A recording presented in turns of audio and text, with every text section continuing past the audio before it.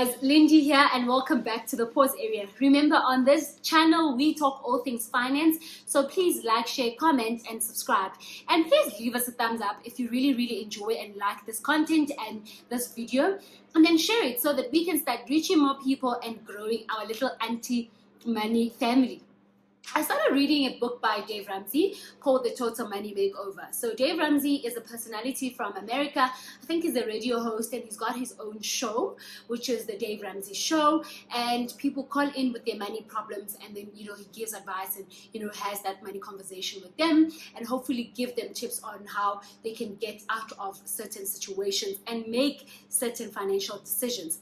On his book, he talks about 7 baby steps, and on these baby steps are basically there to help you live a debt-free life and start building generational wealth. And hopefully you can pass it on, to your kids, and actually start having conversations with your family about money and learning as a family, as a household, about money. So step number 1 is that you need to save $1,000 as your starter emergency fund.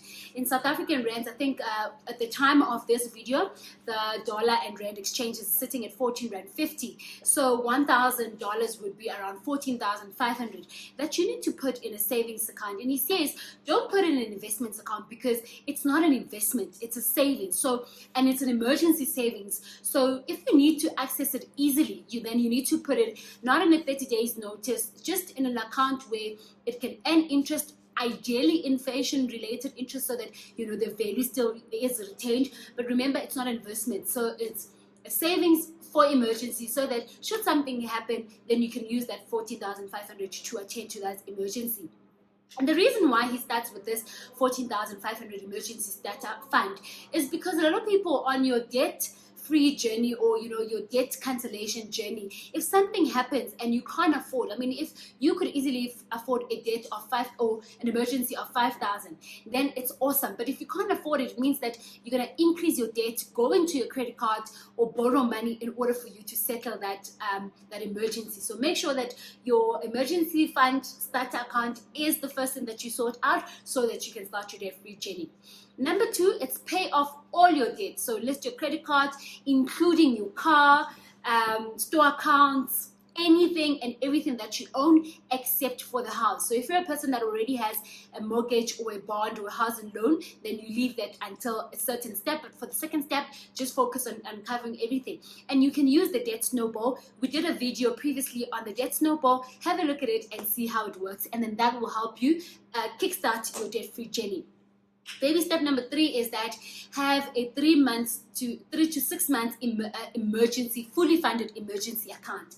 And it's 3 to 6 months of expenses and not 3 to 6 months of income, because those two things are different. Think about it now. If you didn't have a car payment, would you need to have that 5,000 or 3,000 or whatever? It would not be an expense because your car is fully paid up, and you did that on step number 2. So 3 to 6 months of your expenses. So that will be your housing expenses, your food, your accommodation, or your if you're still paying rent, then you will include there your transportation, your petrol. That is excluding the car payment, because you would have settled that on number 2. So that's 3 to 6 months of accounts, and that is really left to you to determine on your own, because you would then know, if you lost your job, how long would it take for you to get another job? Is it easy entrance into the market? Do you have certain skills? So you would then determine what it works for you. Some people may need to actually have 12 months of expenses saved in an account, and then for that you can look at accounts that will allow your money to grow, but you can also easily access should an emergency happen. Number 4, invest 15% of your total income or your gross income into retirement. I know we are young people, we millennials, we thinking now. I call us the 2 minutes noodle generation. We are drive-through people where we want instant gratification, and we don't actually think about retirement planning, what we need to do for retirement, when to start. And the truth is, today is already late when it comes to investment. If you can do it, the sooner you can, the better. And then you can start enjoying the power of compound interest. And, as a young person, the more you start, you can start with a little, small amounts, and then it will grow. So do that. If you already work for a company that either invests in a, pension fund or provident fund, just make sure that your percentage is 15% and increase it if you need to.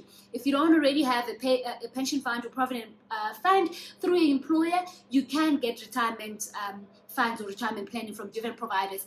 I think Momentum has it, Discovery has plans, Alexander Forbes, different providers actually offer retirement planning. So definitely consider that. I definitely say you do that. And then step number 5 is save for your children's education. A lot of people, especially in America, have a lot of student debt. And I think in South Africa, we also are a generation that suffers from student debt. I mean, if you're not taking a loan through ABSA or another bank, you've got NSFAS, and that is actually a loan. So in order for your children not to go through that situation of needing to take loans for education, or simple schooling, not even tertiary education, simple schooling. I mean, I looked at Curo and Spark, a group of schools, and a grade 1 learner can pay up to 56,000 a year, and that will be like around 4,000-5,000 rand that you need to pay. So definitely make sure, if you don't already have children, start saving for your children's education. Start an education fund, save that money there. If you already have children, start planning on either their tertiary education, how you can help them through the schooling. And then number 6, pay off your home early. I think in our previous video where we were doing money lessons from our parents, Tsikho was emphasizing on how her parents finished paying off their house in 5 years.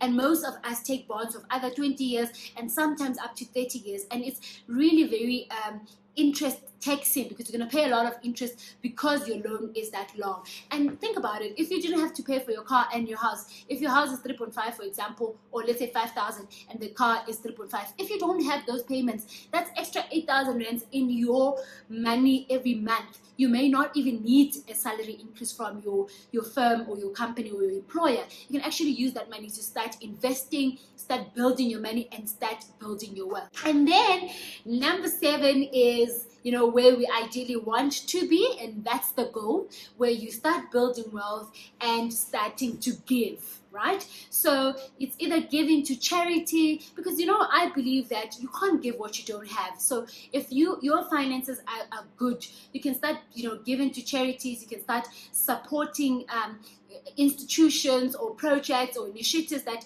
are in line with you, either education or poverty eradication, whatever cost it is. You can start doing that, and you can start building wealth. You can have 5,000, for example, that is sitting loosely, that you can put into Bitcoin or take risks with it, because you are already sitting in a situation where you have money. So yeah, those are the 7 steps from Dave Ramsey to help us live a debt-free life and also help us win with money. Thank you for watching this episode, and see you on our next video. Bye.